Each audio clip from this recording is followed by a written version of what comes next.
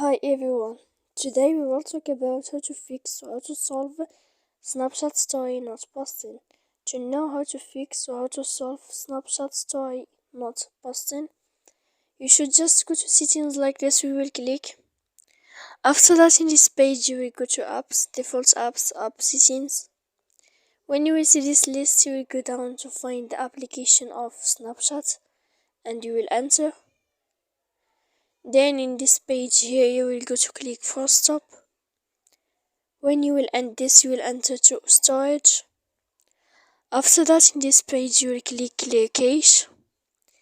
Then you will go to click clear data. And when you will end all this, you can turn off your Wi-Fi. So please don't forget to support us by like and subscribe. See you next time in another video.